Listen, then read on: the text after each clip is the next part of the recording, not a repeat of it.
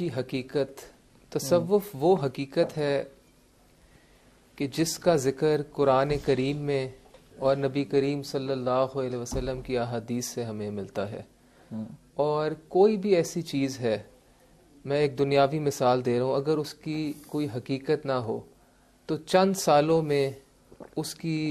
بنیادوں میں ایسی کھوکھلا پن، ایسی دراڑیں آ جاتی ہیں کہ پھر لوگوں کو پتہ چل جاتا ہے کہ اس چیز میں کوئی حقیقت نہیں. لیکن یہ تصوف وہ حقیقت ہے کہ اسلام کی ابتدا سے لے کے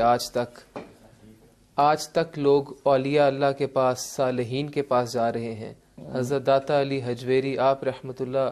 1000 سال سے، حضرت خواجہ بہاؤالدین نقشبند، حضرت بختیار کاکی آپ رضی اللہ تعالی،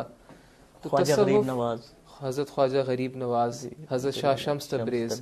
اس قسم کی ہستیاں جو ہیں جو کئی 100 سالوں سے اور 1000 سالوں سے لوگوں کے دلوں کو پاک اور صاف کر رہی ہیں. تو تصوف جو ہے وہ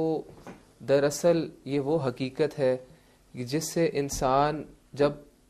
کسی مرشد کامل کے بیعت ہو جاتا ہے تو پھر اس کا ظاہر اور باطن پاک و صاف ہو جاتا ہے. پھر وہ اس کا قلب روشن ہو جاتا ہے اور وہ اپنی ہر وقت اور ہر لمحہ اللہ اور اس کے رسول صلی اللہ علیہ وسلم کی اطاعت، فرما برداری میں گزارتا ہے. یہ ایک مرشد کامل